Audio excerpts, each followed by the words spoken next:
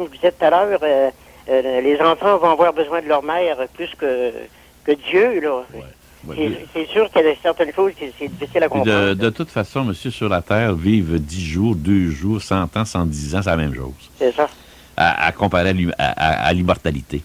justement. C'est rien, c'est une seconde, ça, monsieur, une vie. C'est une seconde dans l'éternité. C'est ça. Alors, oui, je préfère l'accueil, moi, que comme vous dites, au lieu de dire Dieu est venu nous chercher ou la chercher. Je pense pas que Dieu s'amuse à faire ça. Puis de toute façon, n'oubliez pas que dans la création de Dieu, c'est une question d'amour. Donc, regardez bien, là, faut comprendre le principe théologique là-dessus. Là. Oui. Dieu est amour. Oui. Bon, alors si Dieu est amour, il faut qu'il laisse l'homme libre. C'est ça. Il ne peut pas intervenir. Il faut que l'homme soit libre. L'homme a le choix de dire oui ou de dire non. C'est ça le choix que nous avons. Il y a le choix de faire le mal. De dire oui ou de dire non. Une fois qu'il dit oui, après ça, il n'y a plus le choix. Mais son premier choix, c'est de dire oui. Après, il n'y aura plus le choix. Parce qu'il a dit son oui, ça va continuer avec son oui. Celui qui a dit non, il n'y aura plus le choix. Et ça, c'est son choix de dire non, mais après, il n'y aura plus le choix. Alors, le libre arbitre, c'est ce qui est le plus important. C'est ça.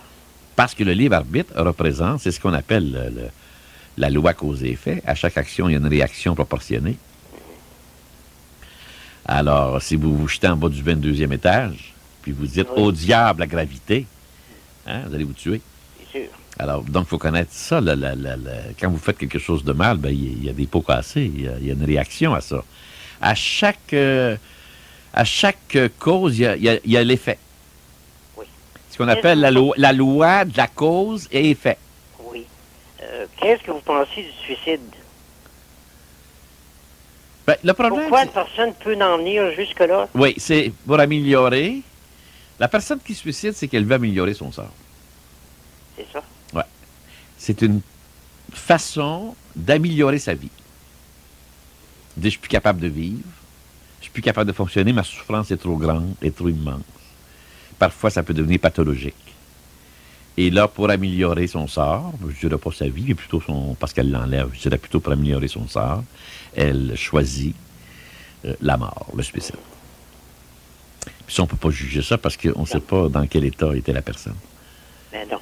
Tu sais? Mais, puis moi, je suis convaincu que les gens, de toute façon, les gens qui se suicident, c'est des grands souffrants.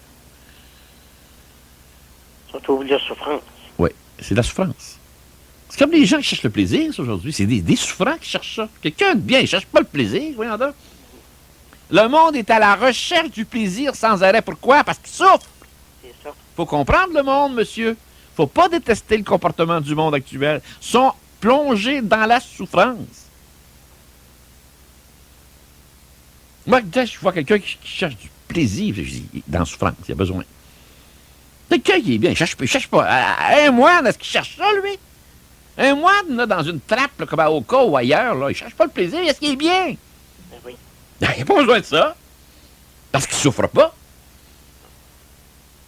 Alors, l'humain, comme il est souffrant, il cherche du plaisir. Effrayant quand on pense à ça. C'est effrayant, monsieur, quand on pense à ça. C'est vrai. C'est effrayant quand on pense à ça, monsieur. Non, mais c'est épouvantable, ça. Quand tu dis que le gars cherche du plaisir, il est souffrant. Il ne sait pas, lui.